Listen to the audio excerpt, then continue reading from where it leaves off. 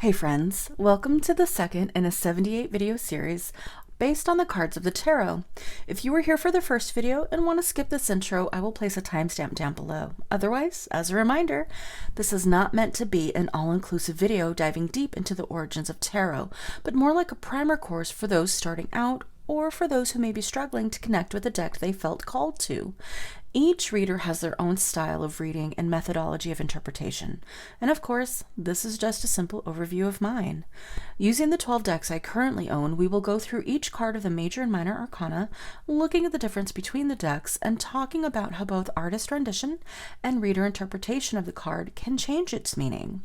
I will also be sharing a few of my personal interpretations along the way. I will not be giving the meanings for reversals, i.e. the card jumps out or is pulled out upside down, for this series. However, I have provided in the description a link to biddytarot.com, which offers an excellent breakdown of why you should and shouldn't read reversals. Check it out. Heartily recommend it. Not sponsored, just a fan. Just for funsies, I've thrown in a bonus card from the Spirit Halloween Store Novelty Tarot deck because I feel that even novelty decks can have value in a reading. Consider this your warning for sexually explicit material and the occasional foul or coarse language. I currently use two not safe for work decks. Deck 1 meaning the Tarot of Sexual Magic, and I consider that softcore. Example, lingerie and romanticized pictures of the sexual expression of lovemaking. Deck 2 is Eros Tarot, and I consider that hardcore. Example, there are many penises. While the series is a basic overview of tarot, which in and of itself is not sexual in nature, these two decks very much are. If you are uncomfortable with sexually explicit artistic renditions of nudity and or sex, then perhaps this series is not for you. It's brief, but it's there. This series is also not geared nor meant for those under 18. Sorry, kids. I will be consulting the book and or booklets that came with each deck if provided, as well as the Easy Tarot Handbook by Josephine Ellershaw and the Library of Esoterica Tarot by Jessica Hunley. The decks used in this series are listed down below in the description box, along with any links if they were purchased from Etsy or Kickstarter. Otherwise, you can be free to assume that they were purchased on Amazon or from my local mom and pop witch shop.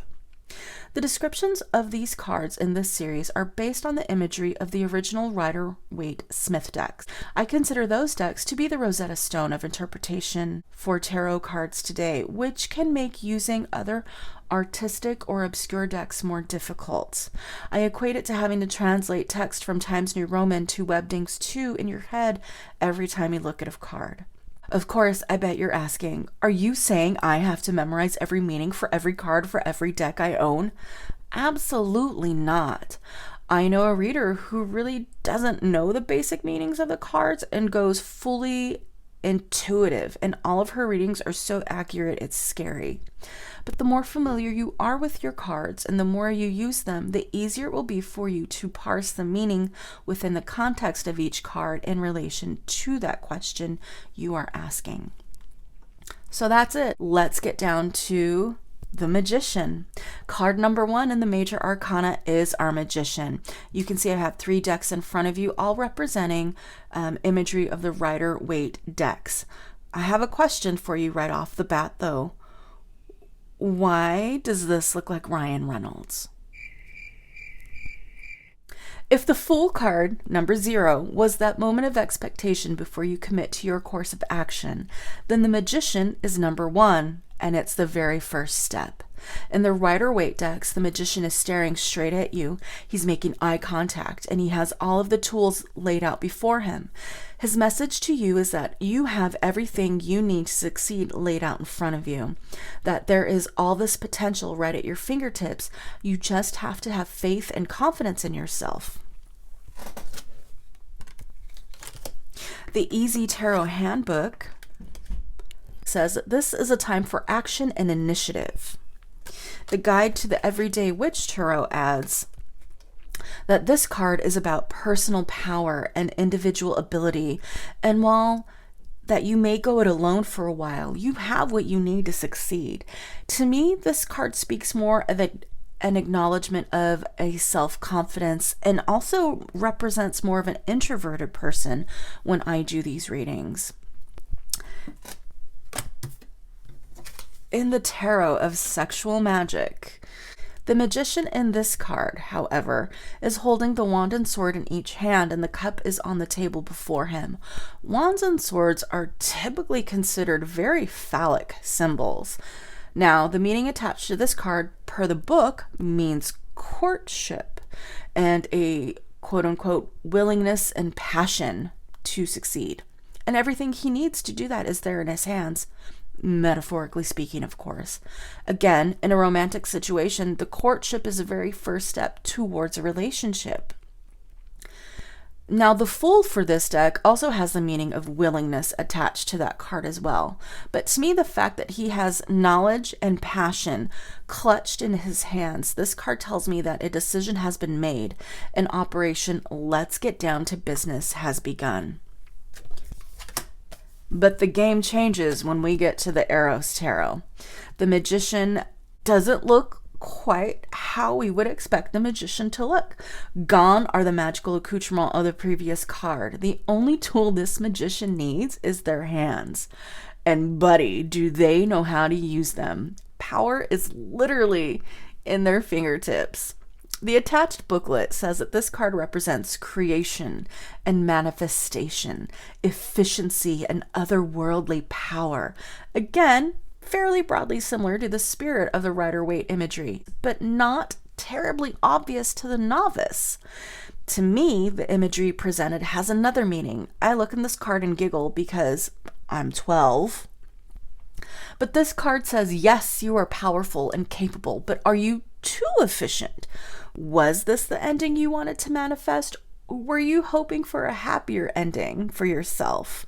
Did you take the time to plan it out, or did you just go all in, balls to the walls, only to have it blow up in your face? Essentially, are you sure that this is the outcome you want and are actively working towards? Now, the complete opposite end of the spectrum, we have the Magician from the Jane Austen Tarot.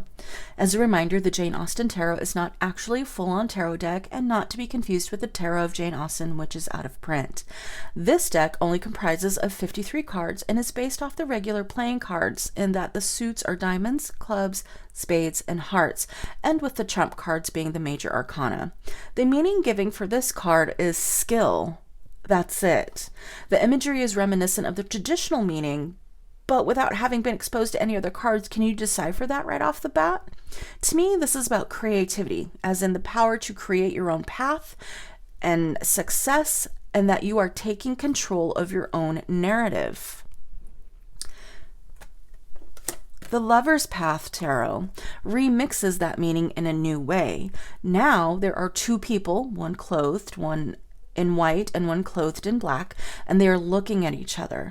This tarot also includes descriptions of the person or persons present on each card to add a deeper layer of meaning to the overall theme as well. The meaning that jumps out at me from the booklet is, quote, a yearning to grow beyond perceived limitations, quote. The persons on this card, Merlin and Vivian, represent a May-December romance, meaning that one person is much older than the other. And thus it equates this card with renewed creativity and renewed vigor. To me, with a black and white, male and female energy, this says that the magician is not only about balance, but using all of the power and energies available to you and not limiting yourself to one thing or idea. The message of you are not alone in this journey also comes through, whether that is a romantic partner, a platonic partner, or a mentor.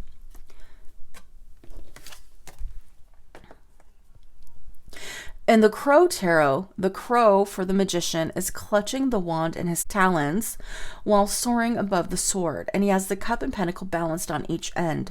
He is rising above it all. He is in motion, and as with the other cards, he has the tools of his trade at his disposal. To me, this is the added feeling of climbing up or out of the depths of something, maybe of a recent realization that you are so much more capable than you thought, or that you have released ideas that have held you back or weighed you down. Hope is the word that comes through as well when I look at this card. The Urban Tarot brings us back into close proximity of the original Rider-Waite imagery. The magician is back in his space, only this time he is called the Mage. The tools of his trade are spread out before him, and with the addition of a computer and keyboard, we know that this mage is a musician. He is surrounded by lit flames as well, and those familiar with witchcraft may know that the element of fire symbolizes will, as in to create, to will into being.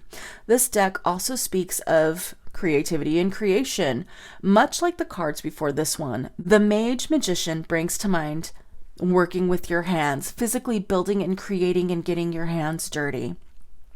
This magician is focused solely on his work. He's not looking at us. It feels as if he is working through a problem. Something doesn't flow quite right. But again, he has the tools and the knowledge he needs to succeed, and he will do so. When I look at this card, there is also a quote that pops into my head by Victor Hugo.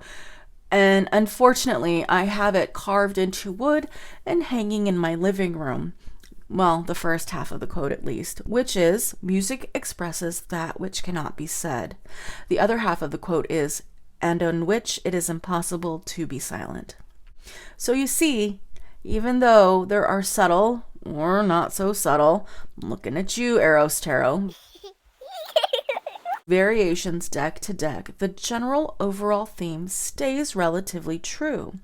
So that's it for today, kids. Now I have some questions for you. In the comments, tell me, 1, what card speaks to you the most in this video? 2, if you have a tarot deck, why did you pick that particular one? And 3, what is your interpretation of the Magician or Warlock from the Spirit Halloween Store tarot deck? Let me know. I'm super curious to see what you have to say. Thanks for joining me, and I hope to see you again for the next episode. Bye-bye.